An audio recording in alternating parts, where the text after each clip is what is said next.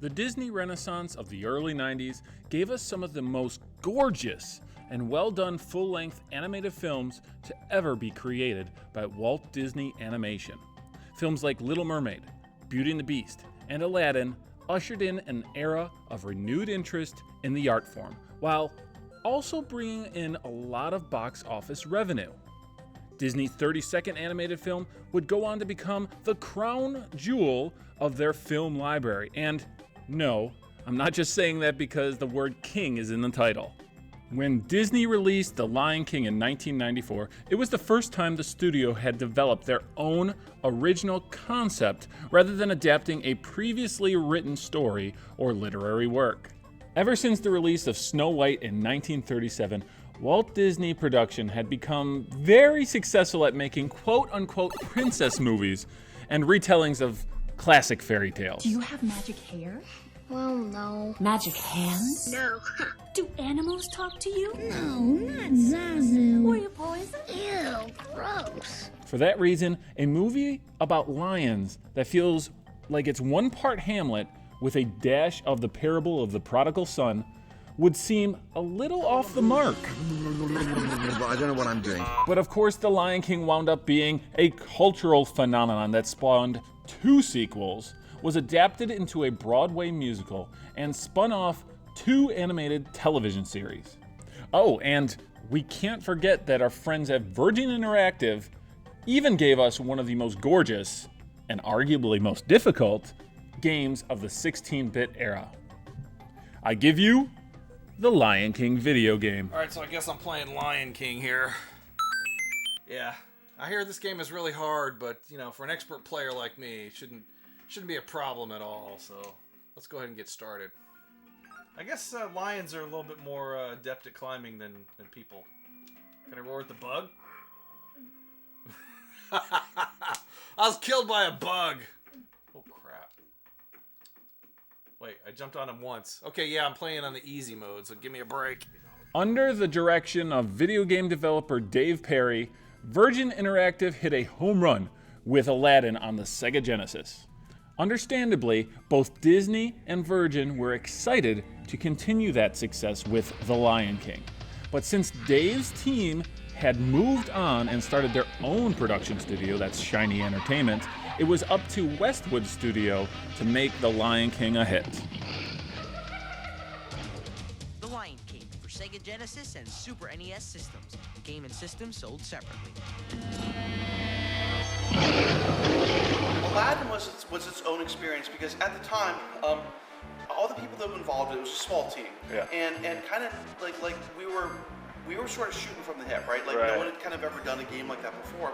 But then after Aladdin was done, everybody saw how like well it came together, how great it did in sales. Everyone was just really excited to be on board with the project, and everybody loved the idea of like this kind of new medium. And I think that's really what it was. It was like, okay, before video games, you were like, when you thought of games, you thought of like Donkey Kong and Pac-Man, where it's like very like limited sprite animations, and all of a sudden now we're employing the real Disney animators to create like real animation for a game, and that was very exciting to everybody because nobody ever seen anything like that before. We were developing Lion King to come out with the film. Oh, wow. So that's why we were seeing early screenings of the film. I honestly, I forget actually the very first screening that I saw. But I know that we saw an early one, and one of the first things I remember seeing was like kind of that transformation scene with like, you know, Simba and when he's walking across the and I remember seeing that. And it was still half pencil sketch and everything.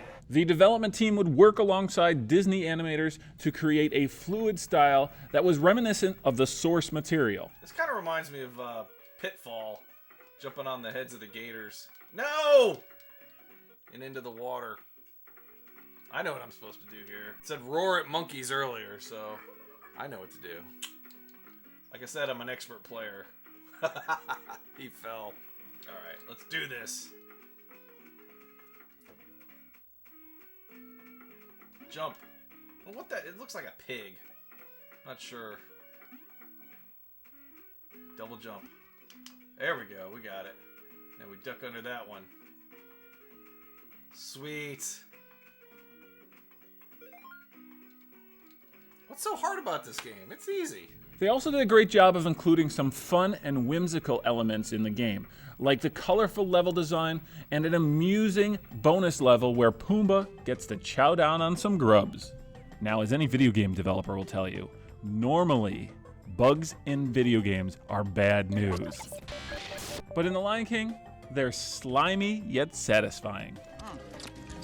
Tastes like chicken. There was Westwood Studios out in Las Vegas. They were actually doing the development on it. They've done a lot of console games before, but traditionally they've done a lot of like older skewing PC adventure games. There was the design team back at Virgin. There was the people at Disney. Everybody seemed to wanted to have a role in this game, to kind of put their name on it, because everyone saw the success that Aladdin had. And whenever you have something that is successful and people want to latch onto that and kind of ride on those coattails, and a lot of that I think is what happened with Lion King. I mean, not like really in a bad way. It was a little bit more of a challenging development. Especially now because the development house that was doing the game was in a different state from the house that was publishing the game. Yeah. So we had production people that were in Irvine, California. We had people that were in Las Vegas, Nevada.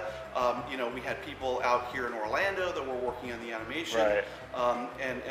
We had people in LA that were helping with digitize. There was lots of people working on the game. One of the things that surprised people the most was the difficulty of the game.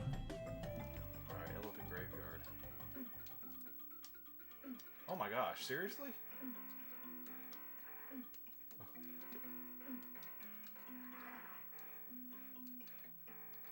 I don't think I can beat these guys. I gotta get out of here. How do I get out of here? There's a giant elephant skull right there. And these hyenas are jumping on me. Oh, I got them. Okay. I didn't think I could kill them. These hyenas are bad. They're mean. I don't like these guys. Ah! Well, the graphics are nice anyway. Creepy. Get away from me, bird! Stop dogging me. Climb. Get up, Simba. He's just gonna dangle there. Get up there. Oh, okay, cool. So one of the things that we had was you had this rental market, right? You had Blockbuster that was famous for like buying up like a whole bunch of games, and we love Blockbuster for the business that they gave the publishers, because they would buy like 10,000 copies or whatever. But what would happen is people would go and rent a game, and they would finish it in a night or two, and they would take it back, and then that would be it. So it was having a strong impact on sales of games at the time. So we always kind of call okay, we need like rental blocker levels, right? Okay. Where like you had to strike this balance of okay, you need to find a difficulty setting where you go, I'm having so much fun with this game, but I can't finish it in 2 or 3 days that I would want to go out and buy it, versus this game is so damn hard, I just want to throw my controller against the wall and never play it again. I mean, it was close. It was close. Well, there were moments there where you're just like, oh my gosh. It was a game for gamers, not necessarily lightweights. And that's exactly it. So I honestly, one of the memories I do have about Lion King that I still remember to this day is sitting in focus groups. So we would do the focus testing where you'd have a bunch of kids play the game, and we'd be behind the glass, like stalking them, right? And it would be 100% of the kids, they couldn't get past level 2, and they were all frustrated and they were pissed off. And I remember I had one of the designers, they just don't know how to play the game, And, right. And I remember we would get into arguments about it, because we had some of the designers on the game, and this was the age-old problem where you had a game designer that was playing the game over and over and over and over and over and over again. So they knew exactly how to get through level. Boom, they can get through level quickly.